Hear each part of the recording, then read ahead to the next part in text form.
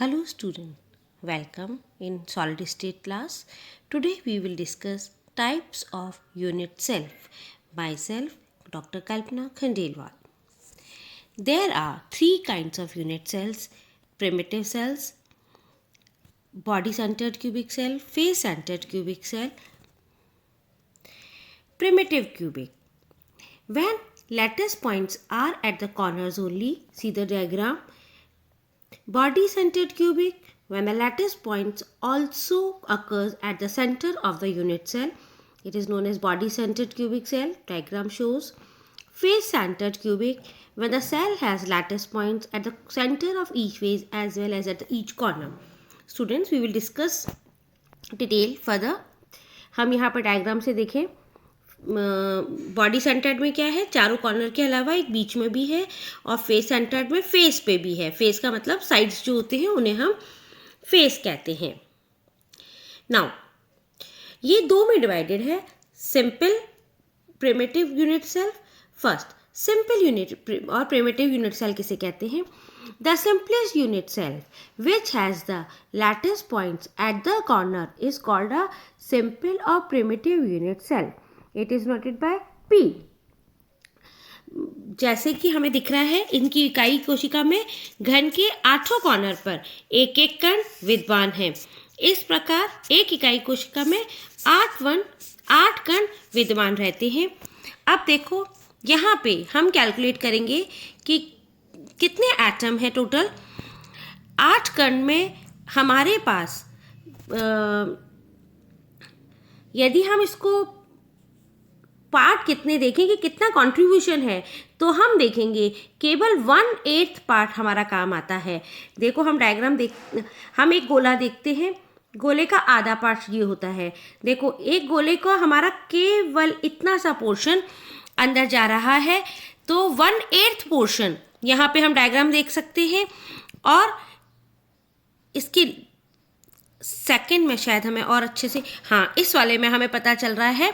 Simple corner is shared by 8 surrounding cubes, therefore it contributes 1/8 of an atom. देखो, हमें यहाँ diagram से दिख रहा है कि एक गोला होता है और उस गोले का केवल एक पोर्शन, इतना सा पोर्शन, ये हम कह सकते हैं इस तरह से, 4 में इस तरफ है, 4 उस तरफ है, तो ये इतना सा पोर्शन हमारा अंदर कंट्रीब्यूट कर रहा है. इसलिए हम इसको क्या करते हैं, 8 × 1 क्योंकि 1/8 पोजीशन कर रहा है, इसलिए हम इसको 1/8 से मल्टीप्लाई कर लेंगे. और टोटल 8 एटम्स हैं, तो ये हमारा हो जाएगा Z = 1. 8 × 1/8 = 1.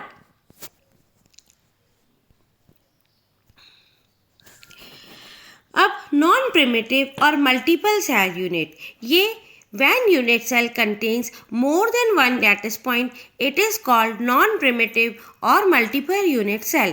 It is further divided into 3 categories. Non-primitive और multiple unit cell 3 में divided होता है.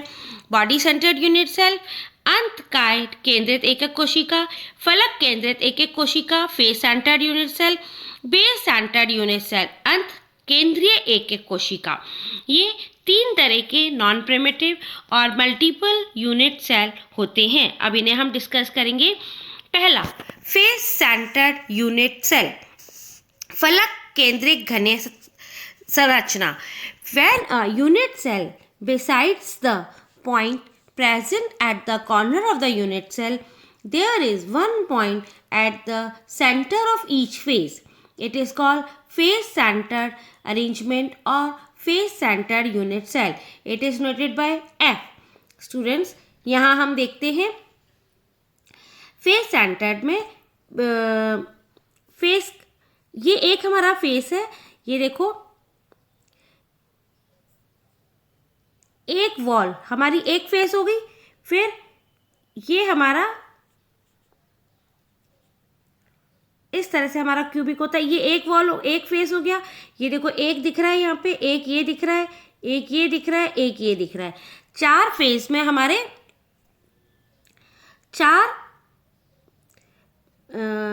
1 2 3 4 5 6 फेस होते हैं हमारे एक क्यूब के. तो 6 में हमारा एक एक दिख रहा है, पर एक कैसा दिख रहा है, आधा है, मतलब आधा ही हमें अंदर जा रहा है, आधा का कंट्रीब्यूशन है, ये एक होता है, तो ये हमारा यूं है, तो आधे का कंट्रीब्यूशन है अंदर, इसलिए हम क्या करेंगे, 6 को हाफ से मल्टीप्लाई करेंगे।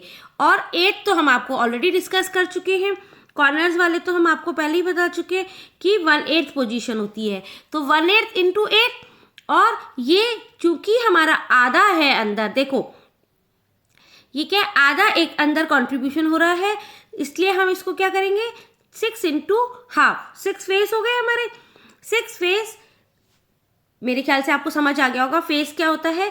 ये देखो, किसी भी एक क्यूब का एक साइड, ये एक फेस, फिर ये दूसरा फेस, ऐसे ही ये तीसरा फेस, ये चौथा फेस, तो ये एक face, 2 face, 3 face, 4 face, 5 face, और ये इधर और उधर वाले ऐसे करके 6 फेस हो जाते हैं हमारे पास। तो ये हमारा टोटल कितना हो जाएगा, 4 एटम्स पर यूनिट सेल हो जाएंगे। ये तो 8 इंटू 8 तो 1 हो गया, और इसको हम जब करेंगे तो 3, तो मतलब 3 + 1 = 4 हो गया। फलक केंद्रीय एकक कोशिकाएं, इसे एकक कोशिकाओं में घन के 8 कॉर्नर पर 8 परमाणु होते हैं तथा प्रत्येक फलक के केंद्र में एक परमाणु स्थित होता है। यह एक कोशिका 4 परमाणुओं से बनी होती है। इनकी गणना निम्न प्रकार से की जा सकती है। कुल परमाणु की संख्या, कोनों पर स्थित कुल परमाणु, हमने अभी कैलकुलेट कर लिए, कुल परमाणु हमारे 8 इंटू 1/8 हो गई। फलक केंद्रीय परमाणुओं की संख्या, फलक पर कितने हैं, 6 फलक है, 6 इंटू हाफ का कंट्रीब्यूशन है, देखो आधा ही होता है ये अंदर, यहाँ से हम देख सकते हैं ये आधे का कंट्रीब्यूशन है अंदर, केवल आधा हमारा दूसरे से शेयर हो रहा है। यहाँ से हमको दिख रहा है आधा इधर आधा इधर, मतलब हमारा टोटल 4, कुल अणुओं की संख्या हमारी क्या हो जाएगी, 4 हो जाएगी हमारी। Now body centered cubic unit cell, body centered unit cell. When in a unit cell, besides the point at the corner of the cell, there is one point at the center within its body. It is called body centered arrangement or body centered with cell. It is noted by I. इसका कहने का तात्पर्य है, देखो 4 तो हमारे corner पे होते ही हैं, 4 तो कॉर्नर पे होते ही हैं, पर हमारा यहाँ, मैं इसका नेक्स्ट डायग्राम ले लेती हूँ। यहाँ पे देखो, arrangement of identical sphere in body centred cube, ये देखो 8 तो हमारे 8 हमारे कॉर्नर पे है। इसके बाद हमारा क्या होगा,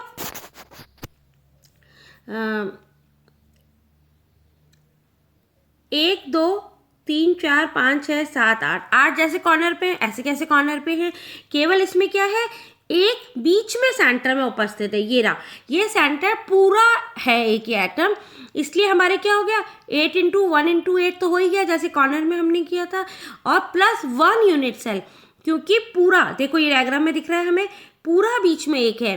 इसमें भी हम देख सकते हैं कि केवल 1/8 तो ये कॉर्नर्स वाले हैं, और बीच वाला हमारा पूरा का पूरा है, इसलिए हमने इसको ऐड कर दिया, 8 इंटू 1/8 + 1 बराबर हो गया हमारा 2। अंतःकाय केंद्रित एकक कोशिका, इसमें घन के 8 कॉर्नर पर 8 परमाणु होते हैं तथा घन के केंद्र में एक परमाणु स्थित होता है। यह अभी मैंने आपको बताया, यह एकक कोशिकाएं 2 परमाणुओं की बनी होती हैं।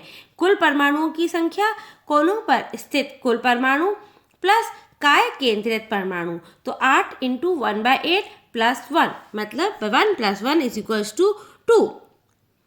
साइड सेंटर्ड और end face unit cell, end face का मतलब हो गया हम कोई भी 2 face, when in a unit cell besides the point at the corner, the points are located at the center of any 2 parallel faces of the unit cell. It is called side centered or end face unit cell. It is noted by C. मतलब आमने सामने, देखो corner पे तो हमारे थे ही, side face का मतलब हो गया ये वाला और ये वाला, ये वाला और ये वाला।